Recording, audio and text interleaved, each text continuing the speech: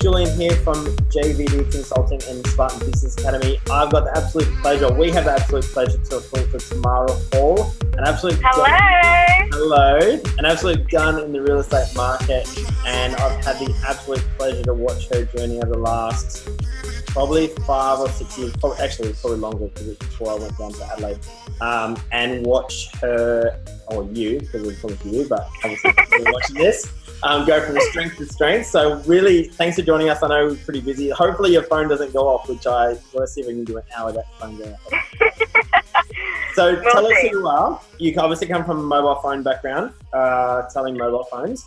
How did you get into real estate? Why did you get into real estate, and what is the future of yourself? So when I was younger, I think about 17, I was selling mobile phone packages, and it was like a telemarketing role. So it was tough, but I don't know, I guess I did well. And my mum was in real estate for some time, maybe 3 years, and she was doing really well. So I just wanted to, I just knew that I wanted to do that. So as soon as I turned 18, I got my real estate certificate and went straight into real estate from there. Okay, cool. And you went I saw you go from Brisbane down to Sydney, which really confused me when you're selling properties in Melbourne. I still think you're in Sydney. Tell me about that. For the last 5 years, literally you've gone from selling, decent sized houses to one that I saw the other day was a monster. We spoke just the other day about that one. That's a lot of house for that price, obviously. 11 John Street, guys, Manly West, open for inspection this Saturday. I'm sure by the time this goes live, you would have already sold it. But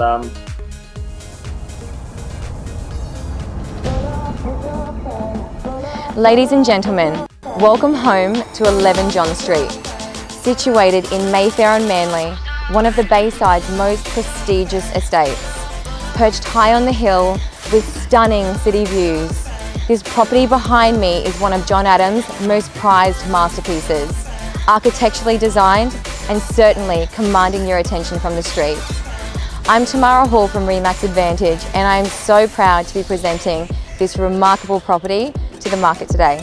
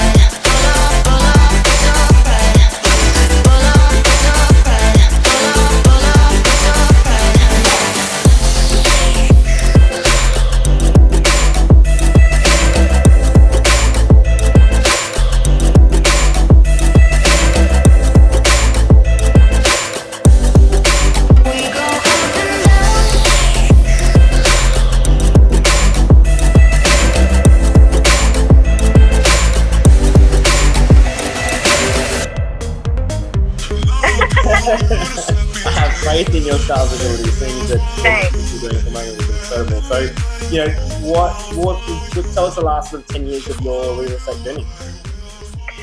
Well, when I got into real estate, I was pretty much in a team with my mum, Michelle Rogers, so I started at Remax.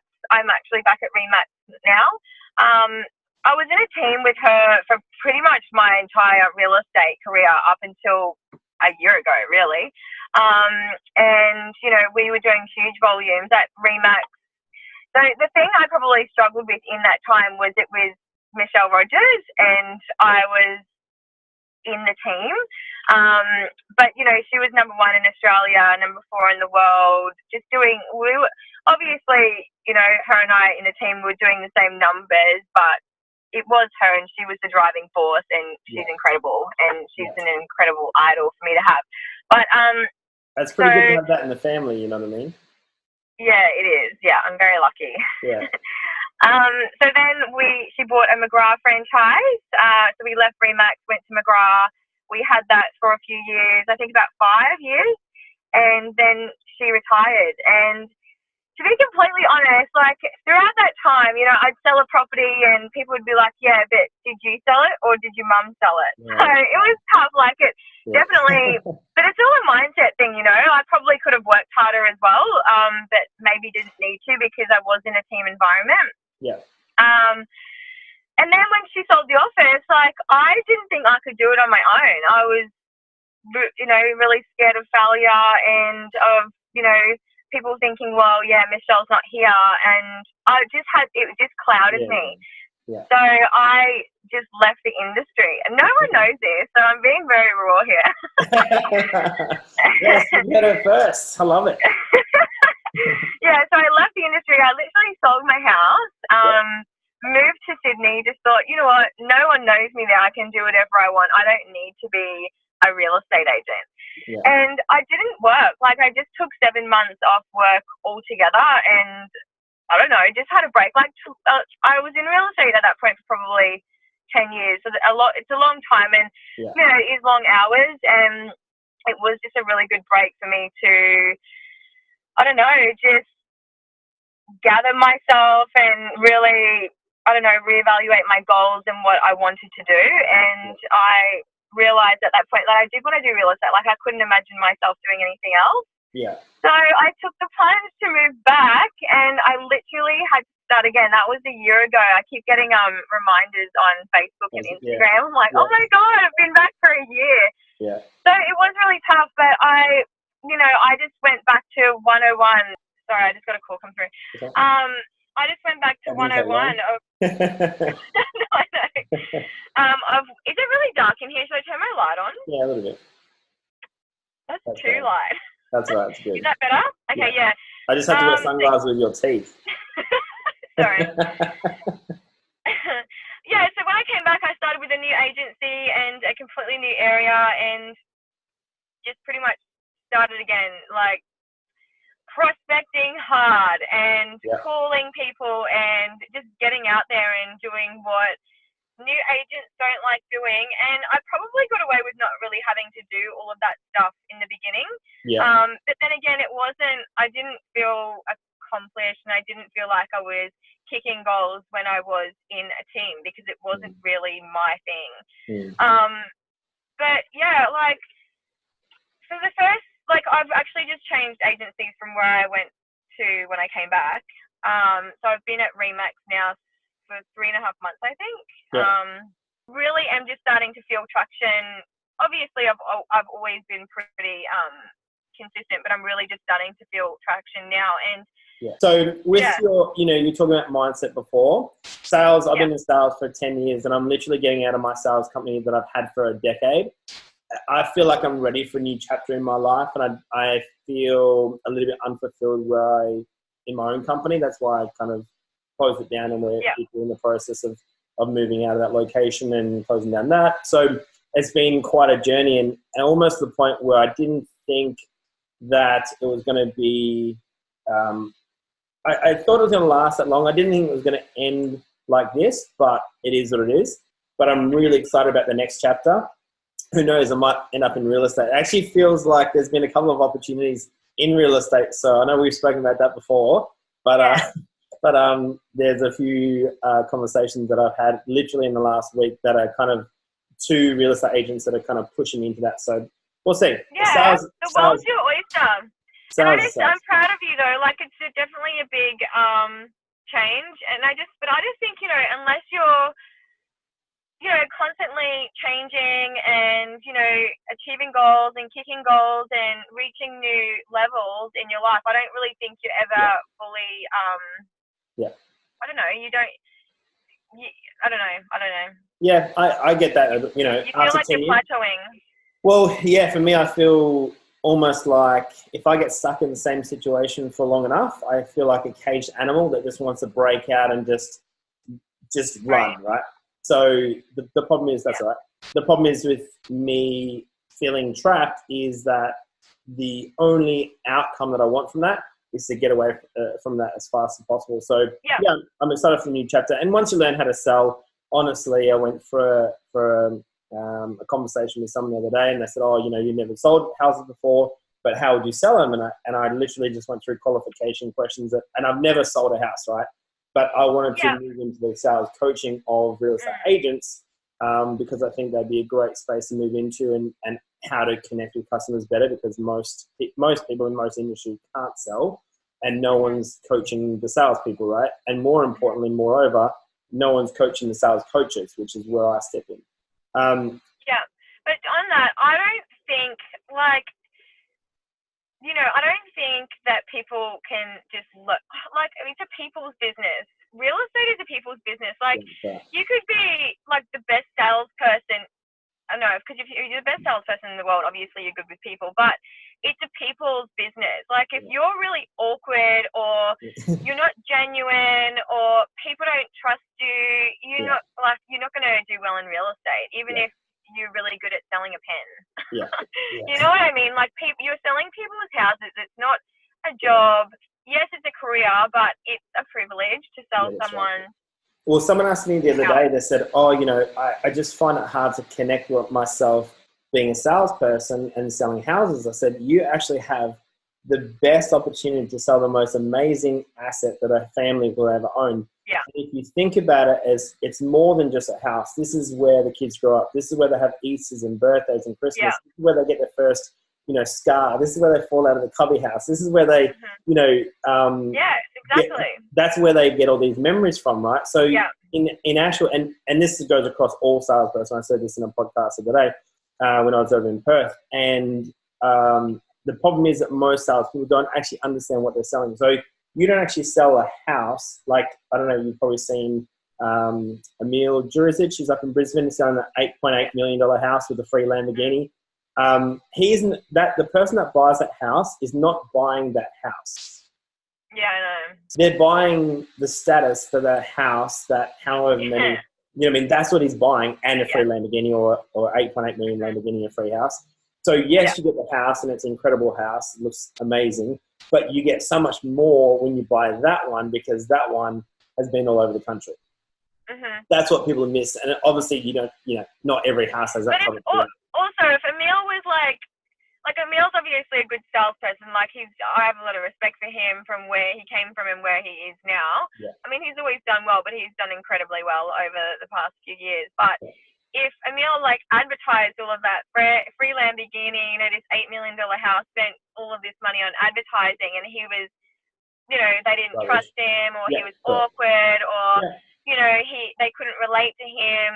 One, he wouldn't have gotten a listing in the first place, and two, buyers, you know, they'd walk in and, like, I don't know, it's 50-50, I think. Like, obviously houses sell themselves sometimes if it's done right, and real estate agents obviously play a big role in that, but I still think there has to be, in regards to sales, there's more than just a product, right? Because you could sell, if you're the wrong person, no matter if the house is perfect, I'm probably not going to buy the house, even if it's absolutely perfect for me and my family. Like, that person, because you know it's a connection that you have. So top 3 things, we didn't go through this, but top 3 things as a salesperson, because that's what we are. Even though I reckon the best salespeople don't actually sell. The best salespeople connect with the product, connect the product to the customer. Exactly, if that product works for that customer, that's the best salesperson. And negotiate the best outcome. You obviously need to know the product, you need to know, you know, the area that you're working in, and, you know, have obviously negotiation skills, which do play a big part. Like, obviously Purple Bricks. I don't want to pay out Purple Bricks, but, you know, that's a prime example of, you know, you can't buy a sales, you can't go and get your sales certificate and be like, I'm a real estate agent, and just think you're going to do really well. You know, there's so much more that goes into it. Like, anyway, I'll talk about that later. Yeah, that's right. So top 3 things. So negotiation as a good real estate agent. What else? Are we talking in the business or mental? We'll go. I have got mindset written down. We'll go through that after. But just core characteristics. So for me, just off the top of my head, you'd have to be able to engage with the customer. You have to be, friendly and on the customer side. You'd have to be a good conversationalist. But that's almost just people skills in a bracket formed up. Like, if you don't have good people skills, chances are, like you said, you're not going to get the listing. You're not going to get the right responses in the open home. And that's a me zone. So negotiation skills to get a good price for the vendor and the buyer. What else? People skills. So you've said people skills, negotiation skills. Yeah. What else? Product knowledge. Yeah. Obviously, like that listing that I have on the market at the moment, John Street. It's by tender. I need to have obviously extremely good product knowledge to know, what's been sold, what's on the market. And explain explain the value of that house without there being a price on there. Yeah, that's right. Yeah. Because that'll probably be half your calls. What's the price? Yeah, honestly, today. Yeah. What's the price? Yeah, and it's frustrating for buyers, but as long as you handle it well, like, if I got a call saying, "Hi, Tamara, to 11 John Street, for example, what's the price?" If I said, "No price, hope to see you at the open home," who's going to come? Like, exactly. That's, there's obviously ways that you can get around it. So they feel comfortable about there not being a price, and also feel comfortable about coming and offering on the property. Yeah. And to me, I've always thought this, and it's getting even more prevalent and more present in my eyes, is that sales is a thinking person's game. You got to think.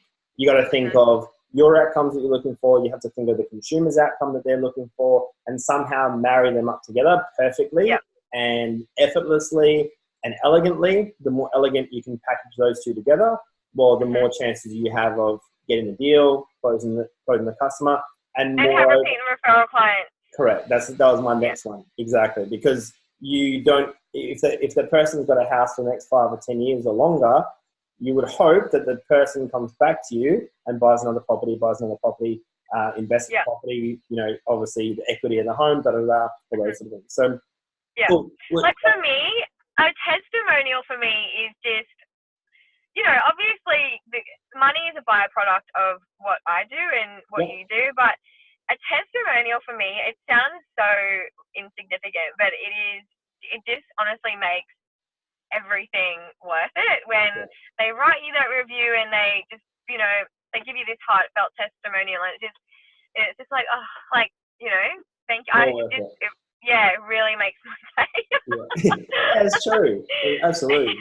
Because in essence, in some way, and I think if you're, excuse the language, if you're a bit of a wanker, you don't probably think like this, but if you're a half normal human being, you definitely, I think everyone has, even in sales, unless you've got those real cocky, arrogant salespeople, which are not actually adding value, which are just purely working for commission. We all know those guys, right? They normally don't last long in business, by the way. They're not there 20 years later because things got difficult, and the same thing with the market right now. It might be a little bit more challenging. Royal commissions, banks, elections coming up.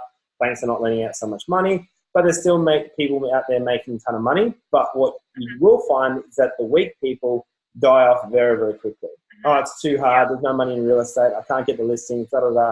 You might have to work a little bit harder, but that's just, that is the ebbs and flows of any industry across in the last 20 years. The cycles of absolute ease and money's coming in. Enjoy that, maximize it, because most people don't. They rely on their, you've probably just sold this month already. Couple? I'll sell 8 this month. Okay, that's perfect. Most people don't do that in half a year. Or maybe they do, but it depends if they are. I went for an application in a display home, and the guy that had the record in South Australia did 50 in a year. He goes, "What?" He goes, "You starting? You've never sold a house before. What would be your target?" And I said, 51. That's my target. So that would be, and if you don't, is that what you said to him? That's what I said to him. Yeah. Yeah, good on you. Yeah, I didn't get the job. Why? Yeah, I know. But you know what, Julian? Like, I just think, being motivated is one thing, right? Like, this morning I put that thing up. I'm like, oh my God, I'm so motivated. I can just run through a wall right now, right? Yeah. But then some days I might not be motivated. You can't rely on motivation. Like, you need to have motivation and vision. Yeah. If you can visualize something and you can tell everyone with confidence and execution, and you completely believe that you are going to get there. You don't know how you're going to get there, but you are. Yeah. Then you've got the attitude and the strong and positive mindset. Like, if you didn't get there with all of that, I'd be very surprised. Yeah. Or even if you didn't quite get to the ultimate vision, you are better off than when you started, and that to me is more than enough. Right. Even if you said, sorry. That's all right. In the last 20 I'm years. getting excited. That's all right. That's all good. In the last 20 years, I've literally done, since I've been 16 years old, I've literally done 70 plus hours a week for 20 years straight. Yeah, that's amazing. So people might say, oh, that's crazy. But then if I look around and what we've been able to create, it's far better than what was expected out of school. Mm-hmm. Right? So if a 20-year reunion is literally at one of my schools this weekend, which is stupid. I know I look pretty young. You look young. No, that's going to be so awesome. Well, I can't make it up in Perth this weekend, unfortunately. Oh, yeah, I miss it. I'll get the other school that I finish off in at Somerset. I'll go there. But yeah, you know, from the score that I got at school and the academic score, this wasn't meant to be happening. The income that we've generated in the last 6 years at the company was literally an absolute pipe dream. So I don't know if the last 20 years has actually been worth it, but I think it has, right? Because I feel like I'm in a much, much better situation than potentially I would have been if I didn't work, 7 years. Yes, okay. So with that, right, I genuinely think, like, your mindset can either be your largest detriment or your largest asset, right? Yeah. I think a positive mindset can do more in 1 year, or make more in 1 year, or have more success in 1 year than any business degree with a negative mindset. Sure. Like, you know, if you literally came and, I don't know, went into real estate and you were like, I'm going to sell 51 properties this year, and you actually believed it with everything in your being. Yeah. And Julian, I've got like a award, my goal was like the chairman's award, and I had it literally stuck all over my desk on my vision board. I'm telling everyone, this is what I'm going to do this year. Unfortunately, real estate is it's all about figures. So anyway, but I just knew I was going to do it, and now I know I'm going to do that. Now I'm like, nah, I'm going to do this because I just knew with everything in my body that I was going to get there. So, you know, with you saying you probably didn't really do that well in school, but look at you now, I definitely think education is imperative, but I don't think it's everything. I think mindset is way more important. Mindset will take you much, much further than education ever will. You know, hard work outweighs talent every time. Yeah. Right. Mm-hmm. But also that 51, I thought that was going to be easy. Well, it could be, you know, like I just think, anyway. It's one a week. It could be. And it was in a display home. So it was okay. You know what I mean? So it's at a display home. So you're, Like, why else would they be coming to a display home? My brain is like, you got warm leads coming to a display home to find a house. Yeah. And you can't close the door. Like, come on, man. That should be fairly easy. So, that to me was like 50. I was like, is that it? Okay. You're the best. Yeah. Okay. That's good. That's a mindset thing. You know what I mean? Like, that's a mindset. Like, you weren't, you didn't have any barriers in your mindset. Like, so if you went and worked for him, you probably would have done 51 properties. Yeah, probably would have done 75. But anyway. Yeah. He misses out on those numbers, so. So mindset. So you're talking about motivation, and you're right. You know, what do you do personally when sometimes you don't feel like it? You know, that to me is a true test of success, or true test of the potential of success, is when you do shit that you don't want to do, when you don't want to do it. That if you do that is where success is going to grow from. That's what I think. Yeah. Your thoughts? Are you asking me? Yep. That was kind of a question. Okay. So my mum, Michelle, she's like the most positive person you'll ever meet. Like, she's so spiritual, so positive, and towards the end of her career, she started meditating. One of her clients said, download One Giant Mind and start meditating. And I just think, when what is the saying, when the student is ready, the teacher will appear. It's so true. So she's been trying to get me to meditate for so long, and I was like, ugh, got better things to do. And I think maybe 5 months ago, I started meditating, and yeah, like the first 2 times I'm like, ugh, this is shit. Like nothing's happening. But I just really I fell stuck out. asleep the first time I did that. I don't fall asleep, but I'm like, there's no rules to meditation, which I know now, but anyway, I just stuck it out, and now it's like a ritual for me, and I genuinely think it has changed my life. I'm so much more calm. I'm so much more just, I don't know, focused. Things just happen for me. It sounds weird, but things do just happen for me, and I think it comes down to meditation. So that's one thing that I probably didn't want to do, but just stuck it out, and now it's just become a habit for me. Yeah. Waking up at 4:30 in the morning to go for a walk. That's annoying when you first start doing it, but now I'm like, bing, like ready to go. Like, I don't know. Let's see if you get up at 4:30 in the morning and go for a walk when you have 3 kids under 4.5. Let's see if you can. Yeah, well, I don't have kids, so it's Oh, I'm up at 4:30. Don't worry, but there's. Oh, you are. Well, it's last night was 1:30. 3:30. Normally it's 3 o'clock on the dot. Literally 3:01. She's awake. The smallest one, the youngest one. Oh, your baby. Yeah, and then most times like 5:30 again. So literally could be between 1 to 3 or 4 times a night you are awake. Normally so abruptly with a big scream. So. Oh my god. Yeah, so you're like sleeping on edge.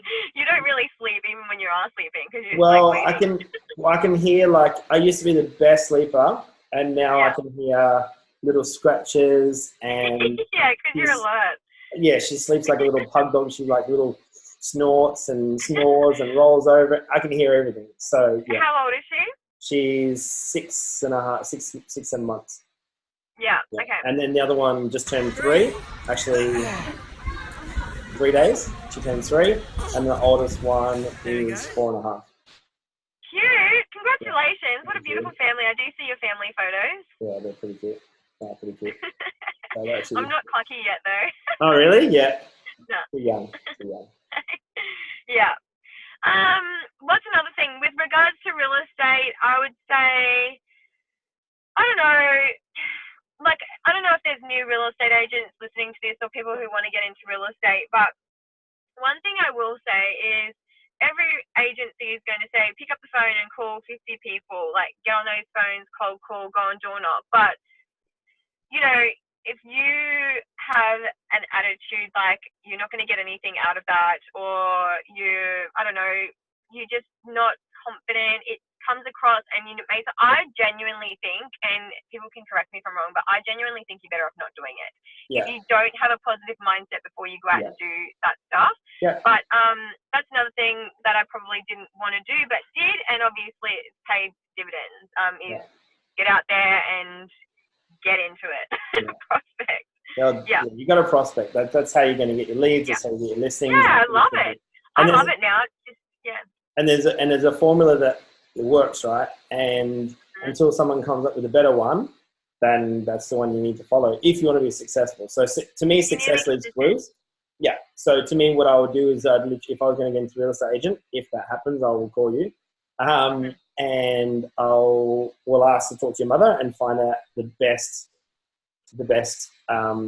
secrets, because if she's top 4 in the country and number 1 in the country and top 4 in the world, to me that there's success that leaves clues there. And if you're selling 8 this month, to me that I wouldn't talk to no one else, just those 2 people to me is enough. I mean, learning from someone that got silver to me means that's not helpful. Seriously, like, it's definitely like I'm so lucky, and I genuinely don't think I would be where I am mentally or in my life right now if it wasn't for my mum. I put it down to that. Like, even just to this day, like I call her all the time for anything. I'm like, Mom, what do I do? She's just so positive, and But that's a cool relationship you've got. Not many people can attest to that type of relationship where you have, obviously she's your mum, but she's actually a killer in sales. That's pretty amazing. Do you know what I mean? My grandfather was a top salesperson in Victoria, not in the world, but top salesperson. But by the time I got into sales, he'd already passed, so I never got that. But I remember when I was younger, so it'd be cool to work with him and have a conversation with him about the same about shop. But even to this day, I still remember when I was 10, 12 years old, the conversations you'd have, and the customer was always right. Literally, it's just ingrained in all those sort of things. Even though people don't think that anymore, old school mentality of 30 years ago, Napoleon Hill and Brian Tracy's and all those sort of guys still plays out today. People have not changed in their major behaviours in the last 100 years or 50 years. I think that's why a lot of agents fail, because customer service customer service is the most important part of everything. Like, if you read through any of my reviews, everyone says, if my phone rings at 10 o'clock at night, even if I'm in the shower washing my hair and I see my phone ringing, like, hair is like full of shampoo, I'm like out of the shower, wiping my face, answering that phone call. Yeah. Like, the hustler. I love it. Yeah. Not just that, but just, if they're calling me at, it doesn't matter what time, but anyway, you're literally the person representing that sale. So, and if you look at it as being a privilege and you're their lifeline, you will work better, you'll work differently, and you'll just have a totally different mindset around selling it not just being a numbers game of which real estate can be. It really just needs to be a relationship thing. And customer service. One of the biggest things that I see is that too many salespeople are selling transactionally, which means if I give you something, it's to get something back, almost the same way that you would donate to a charity to win the lotto. Do you know what I mean? So, but sales is not transactional in that way. You give customer service because that's just what you do. It's a culture, and then you get tenfold back from everywhere. You get the random listing from someone that you don't even know, or the co-share, and you're like, what the hell? I've never worked with you before, but somehow that's just how things work, right? And the more you get involved with that type of universality, I guess, the worse or better it gets. So the better it gets, because more stuff happens. But if you're out of that flow, bad shit happens quick too, right? So I completely agree with you. Yeah. It's true. Like, the better it gets, the better it gets. The worse it gets, the worse it gets. Like, if I've got people I know who complain about money, constantly complain about money, or they've just come into money troubles, and then they're like, oh, I've just got this bill. Oh my God, it's got this parking fine, and it's just like rolling and rolling. And then they're talking about that, and then they're talking about this bill, and it's just continuing, So I've just got a speeding ticket and a parking fine. Don't tell me about it. Put it away. You know what? You just need to pay the bill and be like, I can afford that. Yeah, I mean, there's no point. One, I'll ask because I shouldn't be at that time. At that time, I shouldn't have been. But that was my fault at lunch today. You know what I mean? Like, I just didn't pay the ticket. But I never have in 4 years paid the little thing there. And I mean, well, I was just eating across the road, but I was facing the other way. So normally I'm pretty good facing my car. But anyway, I mean, I can't get upset about that because I did it, right? Yep. So who am I to blame when all I can say is that my processes that I normally have weren't followed. That's why bad shit happens. I only face my car every single time. I didn't this time because the sun was in my eyes. Yeah. Bad so confident that you to move on. Yeah. Exactly. I can't really do anything. All right. It's been absolutely amazing to have a chat. What would be your final go-to for someone that's striving to be something better? Because that's essentially what we're all trying to do. I don't even like the word entrepreneur. Anyone that's trying to do something that's like, I actually hate the word entrepreneur these days. Everyone wants to be one because it seems better. It's actually way harder. If you want an easy life, don't do that. Yeah. If you want to be, in some ways richer, don't do that because you probably won't make it anyway if you're going in for that. What would be anyone that's striving to be better than what they are, creating more success in their life, living a better life? What would be your final words? Stop partying. If you're hanging around people who maybe don't want the same things as you and you're around them all the time, stop hanging around them so much because you are who you hang with. It is reality, like that is a thing. start meditating. Honestly, I cannot stress that enough. Meditation, and don't think, oh my God, but I'm such a stress head and I can't focus and I can't quiet my mind. Seriously, download One Giant Mind and just go through like it's so easy. I would love to share it with you. Like I think I shared it with you. It's this motivational thing that I found on Spotify. So I listen to that in my car every morning. The difference of my day when I start my day listening to motivational stuff and not boring stuff. It's like these guys screaming at you like, you're amazing, and this. I'm like, yeah. But like the difference between, waking up and listening to the news or, waking up and listening to that is they're worlds apart. I agree. Change your mindset. Like, you always hear like self-made millionaire, self-made millionaire, self-made billionaire, but you never hear people saying I'm self-made bankrupt, or self-made depressed, or self-made anxious, or self-made, I don't know, whatever. People who are successful take pride in that and own it. People who aren't blame other people, and everyone is self-made, whether it's good or bad. Yeah. So take ownership. Like, if you aren't in the best place with money right now, take ownership and change it. Read Barefoot Investor. Like, whatever situation you're in now, it can be changed, and you're only there because of you. It's not because of your ex. It's not because of maybe your income that you're earning right now and your job. You could be saving there. Like, you can change anything. So mindset is everything. Yeah. That's all I can say. That's cool. I love that. That's like music to my ears. It's like, oh, I'm in heaven right now. Just keep talking. That's so good. Because it's true, so many people, and if you're going to blame people for your failures, then you need to blame them for your successes, right? And success, at the end of the day, when we're on our deathbed and we look back at our life, the only people we have to blame is ourselves. That's it. Yeah. And blame do not justify is a good way to live below the line. Accept, acknowledge, and then act is where you're going to change. But most people, to change is going to be painful to start.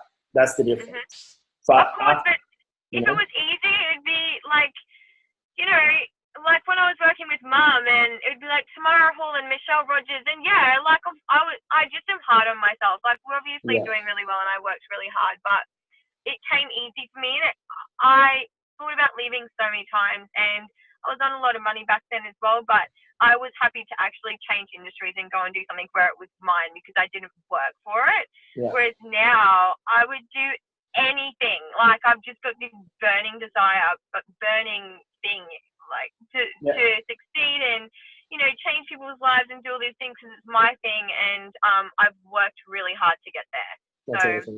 That's awesome. Do you think that you underestimate what's possible? Everyone does.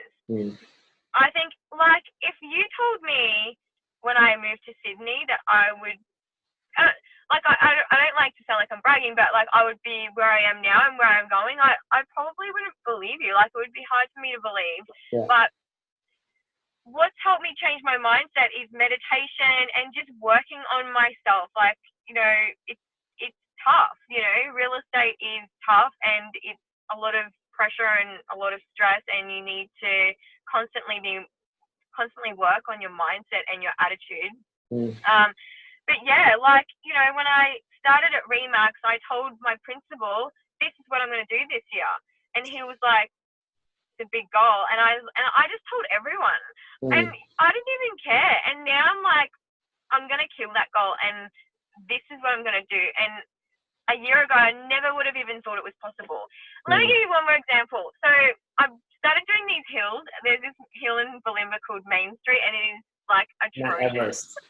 Oh, yeah. So the first morning, which is like 3 mornings ago, I was like, nah. I was looking up and I was like, I can't do it. I walk with one of my best friends, Damon. I was like, I can't do it. And I literally stopped halfway because my mindset was like, I can't do this. And then the next day, I obviously didn't get fitter in one day. Or maybe I did. But my mindset changed. Wish my gym regime worked like that. Yeah. So the next day, I just literally went straight up without stopping. And the only barrier that I had the day before was my mindset that I couldn't get up there, but I could. Nothing's changed. Yeah. So yeah, I definitely think people, what was your question? Have barriers and Limitations. Yeah. And I don't like calling them limiting beliefs because every life coach will call it a limiting belief. But the Navy SEALs call it 40%, the 40% rule. So essentially, your body still has 60% more than your mind. So when you say, all right, that's it, I can't do any more, it's probably around about 40%. That's how the Navy SEALs train. Yep. You know? So, you know, even if you're getting into fitness, we can move into that space as well. What I started to do, I hadn't trained for a long time, still definitely not as fit as I used to be, but you can only do so much with what's going on. And bit by bit, all I tried to do to get back into the gym, this was it. I just started doing push-ups when I turned the kettle on for the milk. And oh my God, that's amazing. I love that. That was it. Yeah. So I would try and do as many push-ups as I could, as long as it took to make the kettle boil to make the milk for the Yeah, that was it. I love that. And then every time I did it, I just tried to do as many push-ups, and then I tried to do literally 5 more when I think I couldn't do any more. And literally after I did 5 more, I tried to just do 1 more, and then I tried to do 1 more, and then I tried to do 1 more. And some days you could do 20 more after you thought that was my last one. Yeah, it's so true. And mindset is not just this linear or it's holistic, right? It's fitness. And also what I see in the gym that we go to is we do a lot of group training, like CrossFit style boot camp, which I absolutely love. And the amount of people that cheat themselves out of the last 2 reps, or we've got to run to the road and they stop, just 2 minutes before. That is a habit you want to break real quick. Yeah, and I'm guilty of it myself. Like, even like when I go walking, I do lunges across the river, like in between, and squats. And when it starts hurting, like it's so. I mean, definitely, I'm guilty for being like, oh, like screw this. Yeah. It's too painful. But I mean, it's not like I want to. Like, it's not a major goal for me. I want to just like keep fit, Yeah. But if you want to be a fitness model, definitely need to push yourself, and you're definitely going to get kicked down, and you're going to have barriers majorly, 100%. If you're going to be successful, you're definitely going to have barriers, and you're definitely going to fail. But if you don't, you're definitely going to fail because you're not going to try. Exactly. And J.K. Rowling does it way better than what I'm paraphrasing, but essentially if you don't try, because people are scared of failure, right? But if you don't try, you fail by default anyway. A mere 7 years after my graduation day, I had failed on an epic scale. An exceptionally short-lived marriage had imploded, and I was jobless, a lone parent, and as poor as it is possible to be in modern Britain without being homeless. The fears that my parents had had for me and that I had had for myself had both come to pass. And by every usual standard, I was the biggest failure I knew. Now, I'm not going to stand here and tell you that failure is fun. That period of my life was a dark one, and I had no idea that there was going to be what the press has since represented as a kind of fairy tale resolution. I had no idea then how far the tunnel extended, and for a long time, any light at the end of it was a hope rather than a reality. So why do I talk about the benefits of failure? Simply because failure meant a stripping away of the inessential. I stopped pretending to myself that I was anything other than what I was, and began to direct all my energy into finishing the only work that mattered to me. Had I really succeeded at anything else, I might never have found the determination to succeed in the one arena where I believed I truly belonged. I was set free, because my greatest fear had been realized, and I was still alive, and I still had a daughter whom I adored, and I had an old typewriter and a big idea. And so rock bottom became the solid foundation on which I rebuilt my life. You might never fail on the scale I did, but some failure in life is inevitable. It is impossible to live without failing at something, unless you live so cautiously that you might as well not have lived at all, in which case you fail by default. Exactly. Which I but love. Sometimes, like, I'm just going to touch on that. It's sometimes easier. Like, when I went to Sydney, because I'm used to being a real estate agent and all this, I didn't work there. Like, I was obviously financially okay, but I didn't work because I didn't want to, like, I couldn't mentally do anything else. I didn't want to be known as doing anything else. Yeah, it is difficult when you not pigeonhole yourself, but you, and almost the set. Well, what I'm guessing is that you felt like that was just your path anyway. So to do anything else was kind of against the grain in that sense, you know. So which is totally fine. You, at least most people spend their whole life trying to find the path they're meant to be on. If you find it and you're under 30, right, then that's pretty incredible. Yeah. You know, and if it is, and then what I suggest is ride that wave as hard and as far as possible. Yeah. Because at some point, like your mum, she may want to get out of it. Same sort of thing. Same thing for myself. I literally have got to the point where I will never do what I do again in my whole, like, I'll never be in that space again, ever. I'm so excited for you, Jules. Maybe I'll be interviewing you. Maybe. Real estate. Maybe. We'll see. We'll see. It What's seems the market like in Adelaide? I'll be fine. I'll be all right. It's it's different, but I've been doing sales in here for 8 years. I've spoken to probably, all in all, face to face, I've spoken to 100,000 people face to face. So I think I'll be okay. So, you know, amazing. You're incredible. I watch your stuff all the time. Oh, thank you. You never know who you're inspiring, right? You know, and that's not coming from me. You never know. So in some way, I reached out to someone the other day that's having a bit of a difficulty with, you know, business partners and franchisees and stuff like that doing the wrong thing by her. But you never know who you're inspiring. So all you got to do, and sometimes, especially with if you're going to go on social media, the views we get these days organically is just horrendous, right? So it's like, what am I even doing this for 56 views? But you don't know who at that 56, there might be 4 people that really. Exactly. So you know, our ego is going to get connected to the views and the social media aspect of it, which is almost impossible not to, even if you're, you know, you always look at the content. And then you see someone else do it, they're like, oh, yeah, but she's a girl and she's good looking, and like, oh, it's just tough. You know what I mean? Oh, I get that all the time. It's just a given. Yeah. So, yeah. So awesome. Well, thank you so much for joining us. It's been an absolute pleasure. Had lots of fun. I know there's a lot of takeaways out of that one, and I actually didn't expect to go that deep that quickly, so it's been really good. So, well, there you go, guys. That's my story. Love it. Where can we get? I'll chuck a link in there, but where can we find you? If you need the best sales, if you need the best real estate agent in Brisbane. Tamara Hall Property Bayside. Or in my Instagram or Tamara Hall Property Bayside. Okay, we'll leave that one.